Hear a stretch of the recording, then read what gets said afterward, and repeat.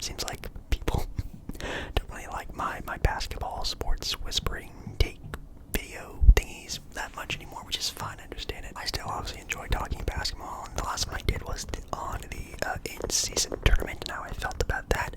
Today, though, we're doing just a completely random topic of something that people ask me quite often, especially during my ASMR Monday night live streams, and it is the fact of what is my NBA top 10 all time. Now, I used to make this video like once a year back in the day, and I've made a couple videos talking about the topic, but I haven't in so long made a top 10 concrete NBA GOATs of all time list. So that is what we're doing tonight, so make sure, of course, you like the video, like the video. If you do like the video, then just comment down below, maybe your top 3, your number 1, your top 5, top 10, top 100, whatever you want to do for NBA talk, and maybe also just some ASMR content that you guys would like to see.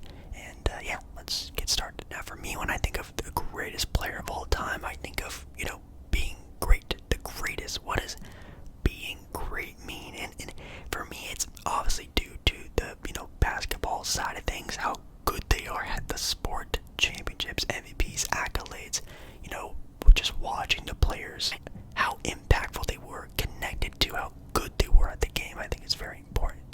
But recently, I did kind of had a big think about this, and honestly, starting off my list at number 10, I think I'm gonna have to go, controversially maybe, with Steph Curry. Yeah, I think just at this point, and even kind of looking more towards the hindsight of his career, Steph Curry is gonna end his career, at least in my opinion, as a top 10 player of all time. Now, looking at some accolades and stats, right now Steph Curry, as the recording of this video, is still 35 years old, still a pretty dominant player this current year in the NBA. He's averaging 28.6, 5 rebounds, and 4.4 assists, and is still the best point guard in the NBA, the best player on his team, just one of the most impactful players in the entire NBA when he does get a chance to play over with injuries and stuff like that. Knock on wood, he's been struggling with that a little bit recently. 9-time All-Star, 2-time scoring champ, 4-time NBA champion, 9-time All-NBA team member, 2-time MVP, on the top 75 player of all time list, All-Star game MVP, if that makes any sort of difference in this, and also a Finals MVP. Has had one of the craziest runs in NBA history from like the years 2015 to like 2017. The peak of Steph Curry is still one of the craziest peaks in NBA history. Back in the year 2015-2016, he averaged 30 points, 2 steals, 7 assists, and 5 rebounds on shooting, let's see here, 3-point percentage, 44% from 3, and he's chucking up like 6 a game, which is insane. Steph at number 10, I think right now isn't too crazy, and again, just how dominant that run was when he was going crazy back in 2015, 16, 17, blah, blah, blah, and then obviously going with the biggest dynasty we've had since the Chicago Bulls with the Warriors, and even, again, just winning an NBA championship and a Finals MVP not that long ago.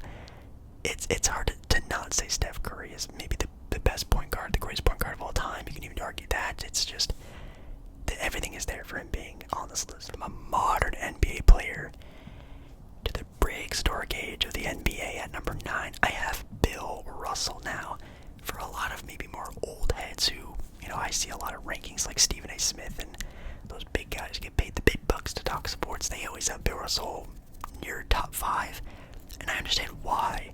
Remember I was talking about that argument of like how you balance what you think when you think of GOAT, greatest, what does that really mean? Some people heavily favor the impact of the NBA. Bill Russell is the most winningest player in maybe any sport of all time, quite honestly.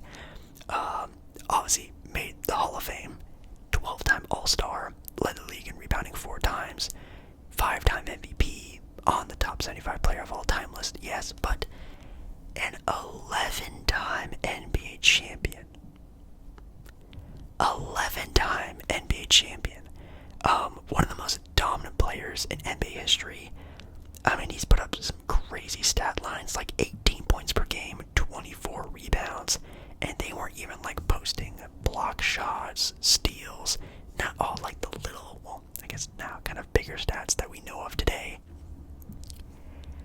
from someone who thinks a little bit more evenly, and of course, when you think of the basketball standpoint, great player, nonetheless. The timing, the being a player back in the early 60s of the NBA, I do take that into some consideration when thinking about ranking these players, and Bill Russell played against some garbage competition. Now, of course, there are some other players, like he went up against like Will Chamberlain, blah, blah, blah. There are some notable names, but there's like 3-4 notable big men that he had a matchup against, and the teams back then were all garbage besides the Boston Celtics, who were just a god squad, ran the league.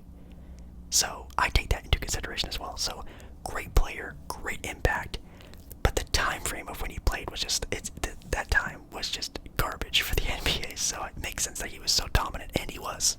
So the next two are kind of a flip-flop every time I think about them, but at least what I'm going to say for now, it's definitely just like very closer than what it may seem. At number 8, I'm going to go with the big diesel himself, Superman, Shaquille O'Neal. With Shaquille O'Neal, obviously, of course, made the Hall of Fame, 15-time All-Star, led the league in scoring twice, 4-time NBA champion, 14-time All-NBA team member, 3-time Finals MVP, 3-time All-Star Game MVP, 3-time All-Defensive Team member, won the MVP only one time, which is just absolutely insane, and also on the top 75 player of all time list. Now, for some people, this is kind of low for Shaq. Some people don't even have Shaq in their top 10, and I kind of understand both the topics and the arguments, and I think I'm putting him somewhere close in the middle when it comes to this kind of stuff. Shaq's peak in prime in the NBA is maybe the best of all time. Like, he might be actually the most dominant player in NBA history, and he's kind of gotten that nickname of just being the most dominant big of all time, and it makes sense. I mean, Shaq from the year 2000 to the year 2003 was unstoppable.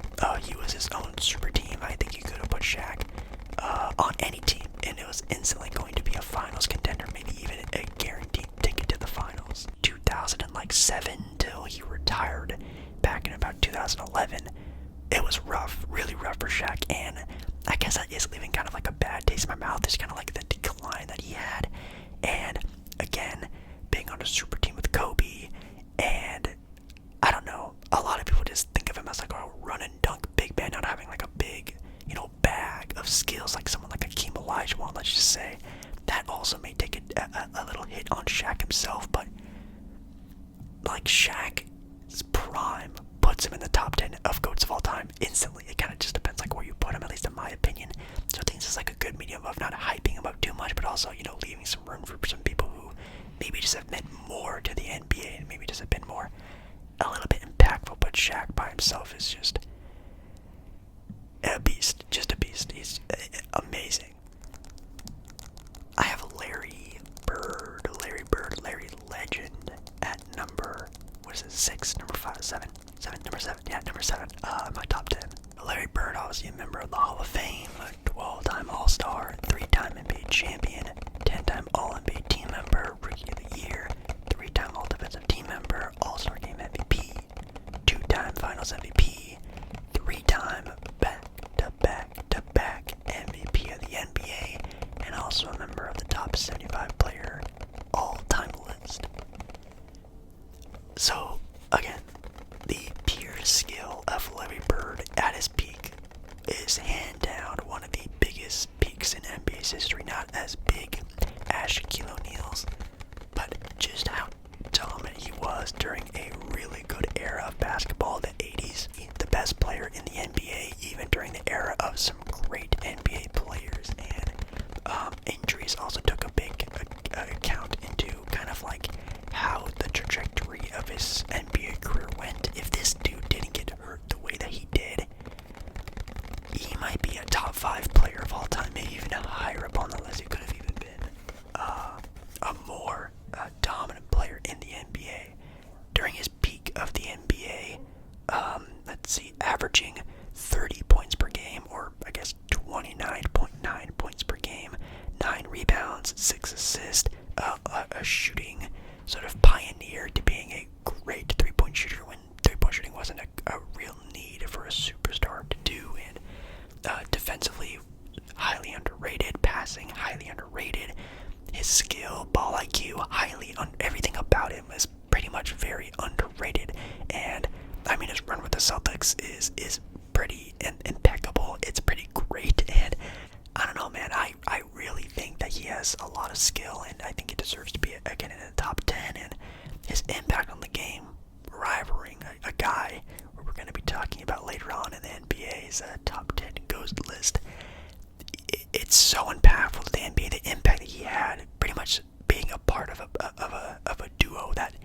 saved basketball, saved the popularity of the sport, and I think that kind of goes into like, you know, the impact that he had, also with some great basketball play. It's crazy. At number six, oh man, has flopped and flipped around for me for a while, but at number six, I'm gonna put Tim Duncan, Tim Duncan, Mr. Fundamentals himself, at number six, which I think is a pretty okay spot. Tim Duncan, obviously again, member of the Hall of Fame, 15-time All-Star, 5-time NBA champion, 15-time All-NBA team member, 15-time All-Defensive team member, which, God, that's actually kind of impressive. Rookie of the Year, 2-time MVP, 3-time Finals MVP, All-Star Game MVP, member of the top 75 player of all time list. His accolades are actually insane, and a guaranteed 2010 player his entire career, one of the best big defenders of the entire NBA. It's a history, really. It's also something that's very forgotten about. His dominant run as being the best power forward in the NBA for like a decade plus was insane, and man, going from a player who won a championship so early in his NBA career back in like I think the late 90s to winning another championship and being the biggest piece of part of that back in like the 2010s is such a big time gap of just how just good Tim Duncan was for such a long time. I think he never missed the playoffs in his NBA career, right? Being the best power forward of all time, period. Actually, let's let that out right now. He's the best power forward of all time. You could definitely put him up higher on this list. Some people put him up lower because, again, when you think about Tim Duncan, the impact of the game didn't really, for being the best power forward of all time, didn't really change the game, impact the game a whole lot. So that's why he may be lower to some people. His game is great. It's boring and bland. It's nothing flashy, but the stats, the accolades, that everything about him kind of lifts him up super high. And for me, I think, I don't know, he didn't really like impact the game as much as maybe he probably could have or should have, but still a great player, nearly top 5, maybe top 5 for you. At player number 5, I have Magic Johnson at number 5, which I think for some people might be like the lowest you could put Magic, but honestly, well, let's get through Magic Johnson first.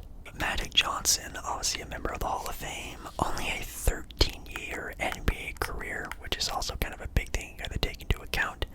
12-time All-Star, led the league in assists 4 times, steals also 2 times, 5-time NBA champion, a 10-time All-NBA team member, a 3-time Finals MVP, a 3-time regular season MVP, a 2-time All-Star Game MVP, and a member, of course, of the top 75 player all-time list. Just insane. And I think when it comes to Magic, of course, his peaks in the NBA were very impressive. Let's see, best year back in 1986-87, averaging 24 points, 12 assists, 2 steals, 6 rebounds. Insane. Floor general, maybe the peak of floor general that you can think about when it comes to the NBA without thinking about like John Stockton, maybe, I guess, but obviously the level of Magic in his play was a head and shoulders above everyone. And again, when taking into account the argument of, you know, with basketball, you know, just skill and impact of the game, no one at that point in time was as impactful as Magic Johnson. Magic Johnson, his popularity, his charisma, his aura, as they say nowadays, is maybe the biggest in NBA's history. Like, he literally popularized the NBA so much that he legitimately, you can read articles about it all the time, saved the NBA and its popularity, also with the rivalry of the Boston Celtics and Larry Bird, them going tit for tat, toe to toe. It saved basketball, it saved its popularity. It's why basketball is as popular as it is today, which is why I used to really rank Magic very highly, maybe arguably being a top 3 player of all time just because of how impactful he was. Even if you ask Magic Johnson himself, and he's said this before, who is the greater player between him and another Laker player in Kobe Bryant, he himself has said Kobe Bryant is better and has meant more in the NBA than himself. And honestly, I gotta take that into some sort of account as well. So I'm saying at number 4, I'm putting Kobe Bryant at number 4. Yeah, so these players, my opinion, have flip-flopped a lot. Kobe, man, you can put him top 3, number 2. You can put him at number 7 or 6, and it can be completely fine. But Kobe is just, man, a fan favorite, that's for sure. Kobe Bryant, of course, Hall of Fame member, 18-time All-Star, led the league in scoring twice, 5-time NBA champion as well, 2-time Finals MVP, 15-time All-NBA team member, 4-time All-Star Game MVP, 12-time All-Defensive Team member, which is where we're going to talk about later on, MVP back in 07-08, which is a complete highway robbery, should be more MVPs than that, and a member of the top 75 player all-time listing. Kobe could do it all, maybe besides pass the ball a little bit more, but besides that, Kobe can score, he can defend, which is, I think, what maybe is pushing me more towards ranking Kobe a little bit higher as well over Magic, is not only the impact and popularity that Kobe Bryant also had in the NBA and all over the world, but also, man, defensively, Kobe is maybe the most underrated part of his game besides passing the ball, was how great of a defender Kobe Bryant was when compared to Magic. Not really all that there. So offensively, Magic was great. Defensively, he was okay. He wasn't terrible. Maybe he kind of was, but in my opinion, probably should have won a couple more MVPs, maybe another ring or two. I mean, injuries really sort of held him back. Also, definitely later on his NBA career, from like 2010 onward, he still could have been, winning titles back in like 2011, 12, 13, which is, again, just wild to think about. His peak is also one of the highest in NBA's history. A dominant run with a dominant player in Shaq, impact on the game, how he's meant in the game's history. I mean, it's just so, honestly, Kobe, yeah, being over these other guys, I think it makes sense. At least in my own opinion, he's maybe my favorite player of all time. And just, yeah, I don't know. At number 3 might be, like, if we're talking just basketball, like the game of putting an orange ball through a basket, Kareem Abdul-Jabbar might actually be like the greatest, best basketball, just high school to professional of all time. But if we're talking just NBA, Kareem at 3 is not that crazy. Kareem Abdul-Jabbar played 20 years in the NBA as a center. Is kind of crazy. Hall of Fame member, 19-time All-Star, led the league in scoring twice. 4 times he led the league in blocks as well, which is kind of cool. 6-time NBA champion, 15-time All-NBA team member, All-Defensive team member, 11 times as well, 2-time Finals MVP, and a whopping 6-time MVP is just crazy. The accolades for Kareem is wild. His peak during his Milwaukee Bucks run early in his NBA career is also just one of the highest peaks in NBA history. This dude was averaging 35 points a game and 17 rebounds, and this is also back when they weren't tallying up a bunch of other stats like blocks and steals, which I'm sure he's probably getting like 7 blocks a game, probably back during this era of basketball. And bro, like, Kareem changed the game. They changed rules for Kareem, like, as a basketball savant, super high basketball IQ, and from his high school dominance to being definitely the best college player of all time as Lou Alcindor, going into the NBA as being maybe the most hyped up player during that era, during that time of all time. He held the title of being the best basketball player, the greatest player of all time for so long, and just recently had his scoring title taken from him after decades and decades and decades. Is also something that people thought would never happen. Yeah, a long career of dominance, and just, yeah, was the GOAT at one point, but there are 2 other players who can argue over him. And yes, that's where we get down to who is the greatest player of all time. And that is an argument between LeBron James and Michael Jordan. When thinking about the greatest player of all time, it's about the skill, how they are as a basketball player, and what they meant to the league. And to me, there's just a player that's head and shoulders above literally everyone in the NBA's history, and a player that single-handedly turned basketball into the phenomena and hype that it is now. And that player is not LeBron James. So I'm putting LeBron James at number 2, which is kind of I guess a cop-out. It's what everyone kind of thinks. Well, some people will have to say. Of course, LeBron James still going on in his NBA career, still could win another title or two, could just won an in-season tournament and could even win it a couple more times, and maybe that'll mean something to some people. But LeBron right now, 19-time All-Star, led the league in scoring once, led the league in assists once as well, 4-time NBA champ, 19-time All-NBA team member, Rookie of the Year, 3-time All-Star Game MVP, 6-time All-Defensive, which is insane. It should be more than that. 4-time regular season MVP, 4-time Finals MVP, and a member of the top 75 player all-time list. His peak during the early 2010s is, again, one of the greatest of all time. Offensively, defensively, scoring, assisting, pure dominance, and skill on all ends with athleticism that we have never seen before, and maybe another human in the human history is, wow. To me, LeBron is the best basketball player of all time.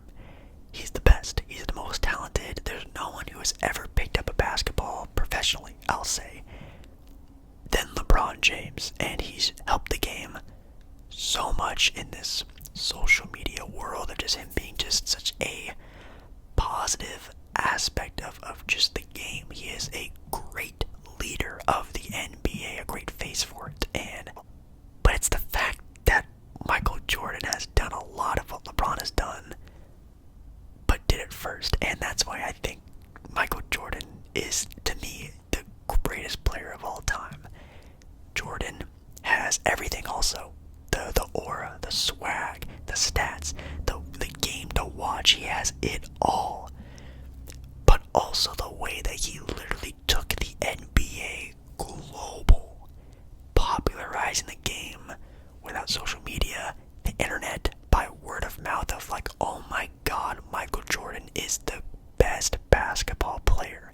And him himself just completely taking the world by storm and just, making the game how it is today. 14-time All-Star, 10-time scoring champ, 3-time steals leader, 6-time NBA champion, 11 All-NBA team member, Rookie of the Year, 9-time All-Defensive team member, 3-time All-Star Game MVP, won the Defensive Player of the Year back in 87-88, 5-time MVP, 6-time Finals MVP. Just literally, again, accolades that already make him one of the best players of all time and greatest players of all time. But again, the aura of Jordan, putting the fear of God into players back in the day. People talk about it all the time.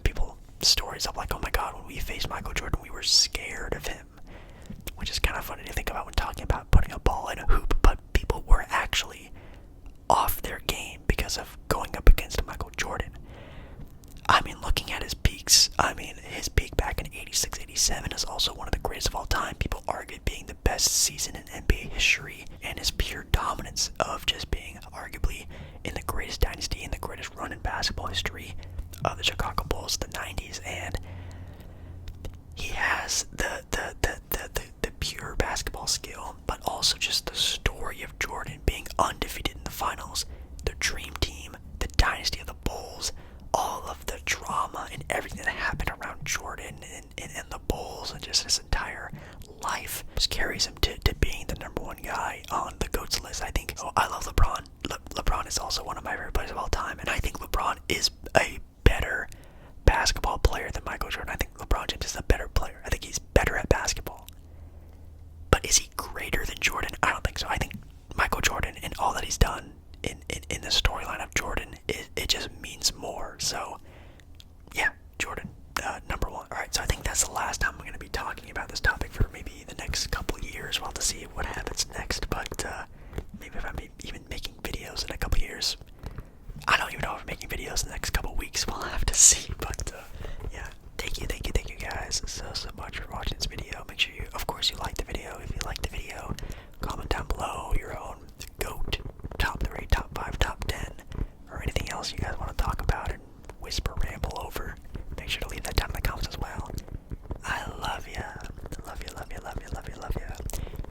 again in